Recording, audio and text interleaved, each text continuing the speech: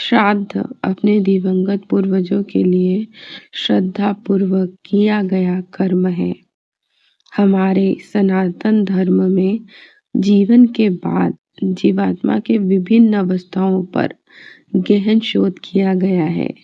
फलस्वरूप विभिन्न स्थितियों में दुख पाती हुई जीवात्माओं के उद्धार हेतु कई सारी प्रक्रियाएं बताई गई है।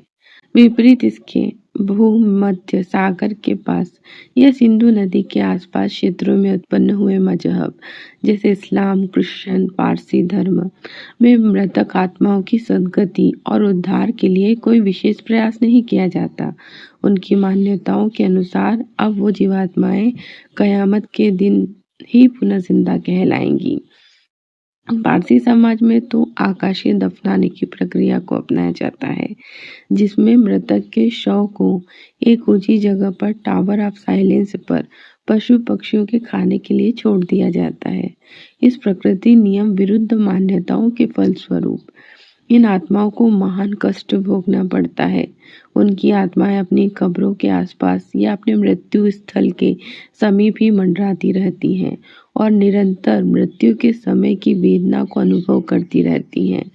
जैसे कि एक बार का मरण पर्याप्त नहीं था, वो बार बार उसी कष्ट को हर रोज भोगती हैं।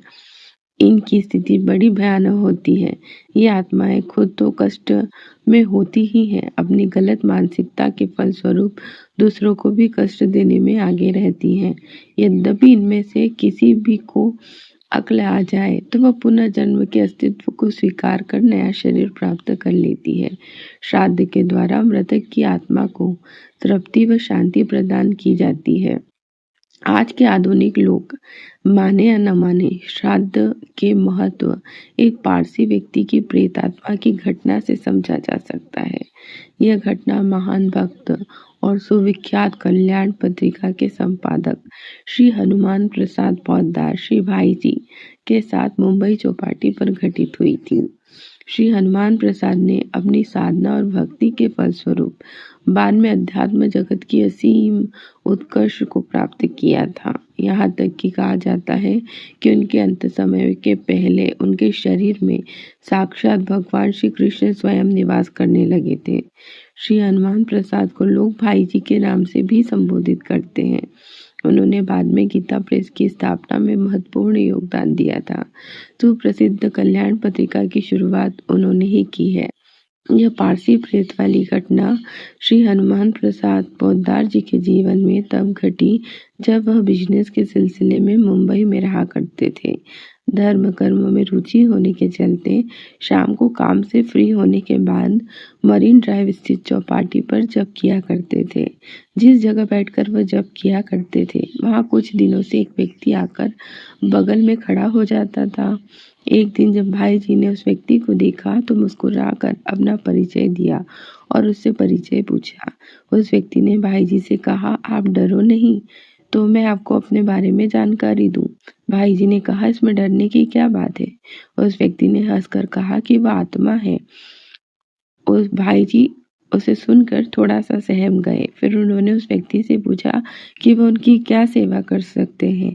इस पर उसने कहा, मैं काफ़ी दिनों से भटक रहा हूँ, किसी ने बात नहीं की, लेकिन आपके बात करने से मेरे अंदर बोलने की शक्ति आ गई है, इसलिए आप ही वह शख्स हैं जो मुझे प्रेत योनि से छुटकारा दिला सकते हैं। इस पर भाई जी ने उस आत्मा से विस्तार से अपने बारे में बताने को कहा। उस आत्मा ने बताया कि एक पारसी परिवार में उसका जन्म हुआ था। लगभग 1 महीने पहले उसकी मृत्यु हो गई है। पारसी धर्म के अनुसार उसका अंतिम संस्कार भी किया गया, लेकिन अब तक प्रेत योनि में ही भटकता रहा है। उसने सुना है कि हिंदू धर्म में अंतिम संस्कार ऐसे होते हैं जिनसे व्यक्ति मरने के बाद प्रेत योनि में नहीं भटकता। उस आत्मा ने भाई जी से एक बार फिर से अंतिम संस्कार कराने के बारे में कहा। भाई जी ने उस आत्मा द्वारा दिए गए विवरण के आधार पर उसके परिवार से संपर्क किया। उसके बाद उस व्यक्ति के बारे में जानकारी हासिल की। इसके बाद उन्होंने अपने सहयोगी श्री हरिराम शर्मा को भेजकर उसका पिंडदान करवाया। पिंडदान के बाद एक दिन फिर उसी आत्मा ने चौपाटी पर भाई जी से संपर्क किया और पिंडदान करवाने के लिए उनका आभार प्रकट किया। उसके बाद आत्मा भाई जी को फिर कभी नजर नहीं आई। इस घटना के बाद भाई जी की रुचि अध्यात्म में और बढ़ गई। अतः किसी के मजाक उड़ाने पर या हतोत्साहित करने पर या अविश्वास दिखाने पर शास्त्र विहित श्राद्ध कर्म न छोड़े, क्योंकि जो आज आपको पथ भ्रमित कर रहे हैं उन्हें स्वयं नहीं पता कि वो कितने पथ भ्रमित हैं। अपने धर्म के साथ, अपने संस्कारों के साथ जुड़े रहें और ईश्वर में विश्वास रखकर उनके नाम और उनके ऊपर श्रद्धा दिखाकर अपने मानव जीवन को सार्थक करें।